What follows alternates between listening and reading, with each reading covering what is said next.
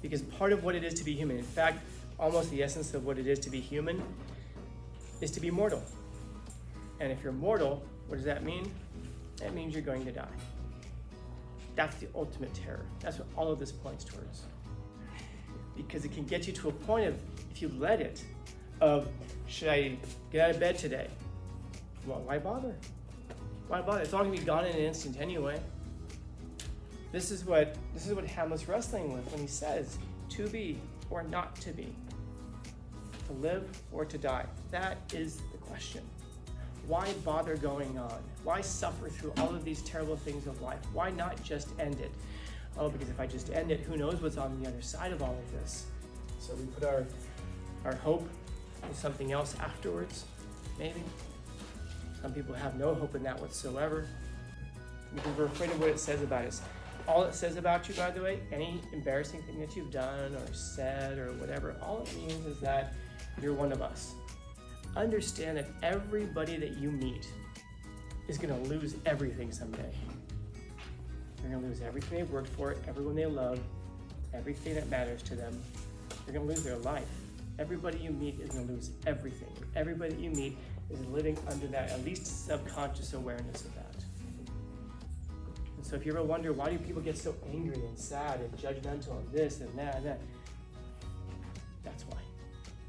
If you're vulnerable. I'm vulnerable. And some of us react to vulnerability by getting angry. Some react to vulnerability by getting sad.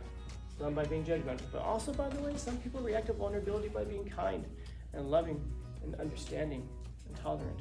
How should you respond? Yes. Whatever gets you through it. Whatever gets you through it. Hopefully we can make it work so that we can all get through it together.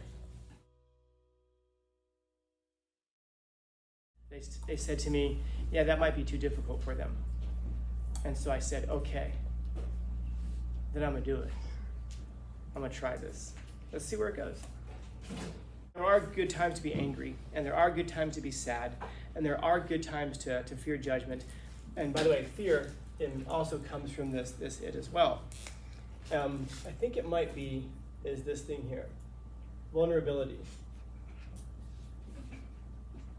It's vulnerability. We get angry because this has been attacked. We get sad because this has been attacked, which I'll show you what that means in just a minute. Judgment means that we're vulnerable to whatever the criticism is. So whatever people call you, fill in the blank, call you short, fat, ugly, too tall, too small, too this, too that, or whatever. People will judge, will criticize your behavior. Oh, you made this choice. Well, you shouldn't have done that. You should have done that.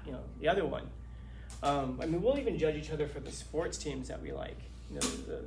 The city that they play at. We find all kinds of ways to judge people, and you'll find that judgment oftentimes leads to anger and to sadness. But I think it always points back to this thing here, vulnerability. And here's a challenging idea. Think about the times in your life when you'd be like most embarrassed. What is it that embarrasses us? That's this awareness. It's this vulnerability. But it's such a deep thing that we aren't even aware of it. In other words, it would never even occur to us that that's the thing that has us so anxious. So to be vulnerable means that you're susceptible to attack. So in a very simple sense, if someone criticizes you or someone judges you, you're vulnerable to being being canceled, let's say, or to have a bunch of people turn against you, to lose all your friends. Well, what's the vulnerability that creates? Well, now you're by yourself. And we'll say things like, so what? It doesn't matter, you can stand by yourself. Yeah, you can, but we're also very social creatures, meaning that we're hardwired to have a group dynamic, to be in groups. This is why that social feedback is so valuable to us. If we do something well and someone tells us that we do something well, you ever had someone tell you that you did something well? I mean, how good does that feel? I mean, it can wipe out a whole bunch of criticisms. I mean, even if someone's just telling you like, oh, I like your shoes. And guys will get this too. Guys get so little of that even just a little bit of encouragement in a positive direction can have massive impacts on people.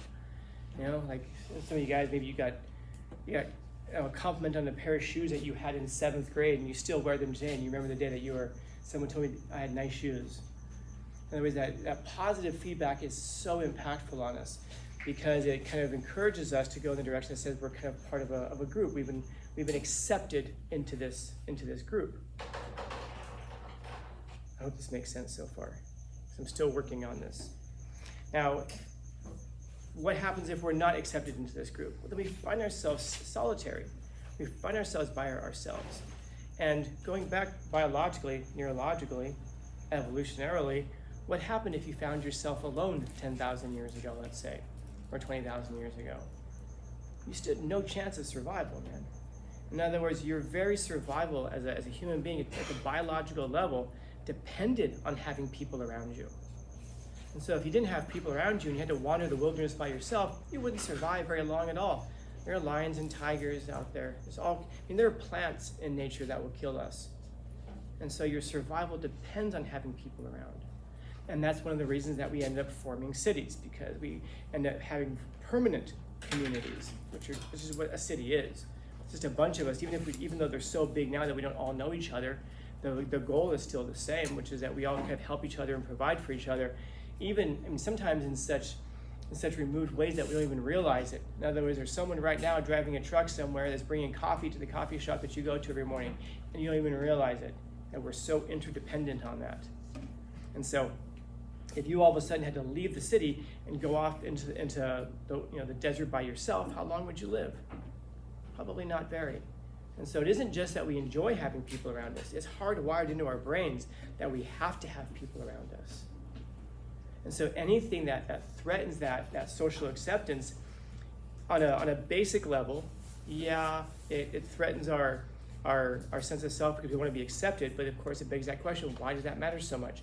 And that's where it gets down into that almost unconscious level, which is just, genetically, if I'm alone, then that means I'm vulnerable. And of course, what's the ultimate vulnerability? What's the one thing that's the most dangerous thing in the world for us? Yeah. What is it?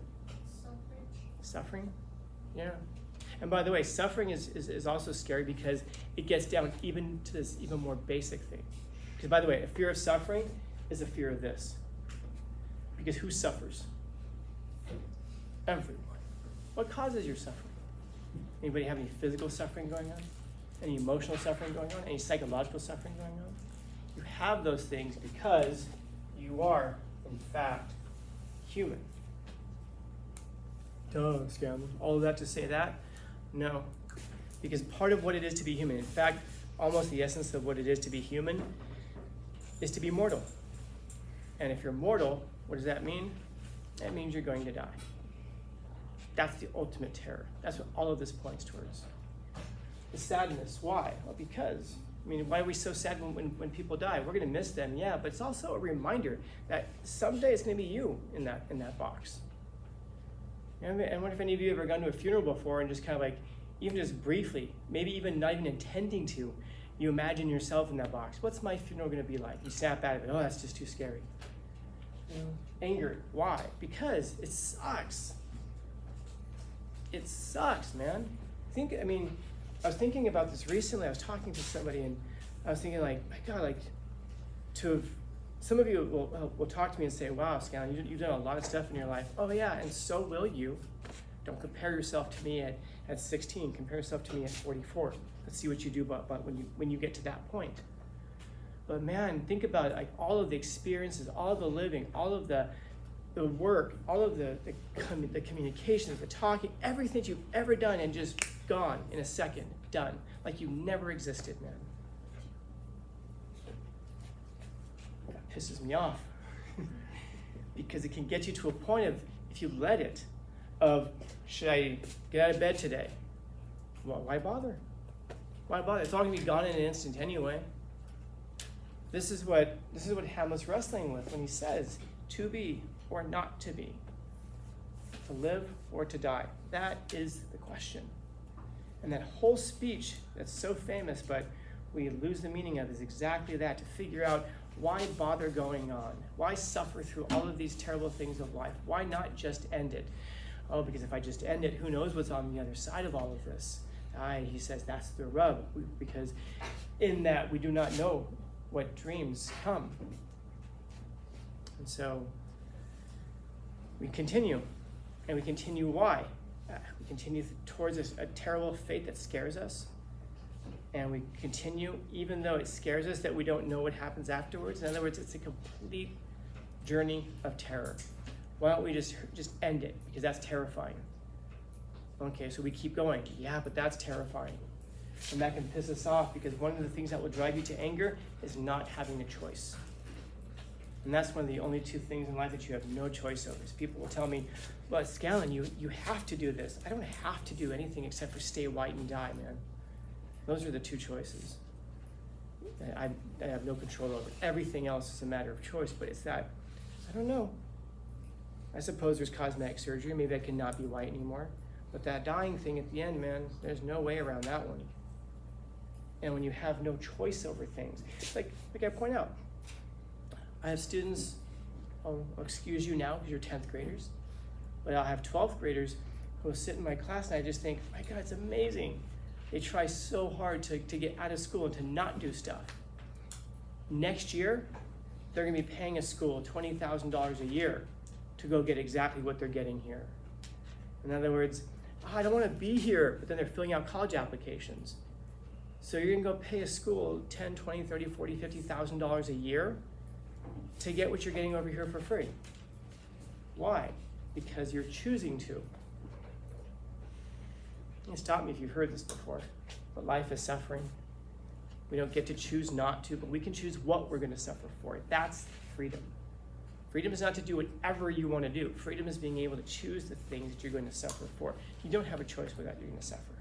Physically, emotionally, psychologically, spiritually, you're going to suffer. It's part of what it is to be human.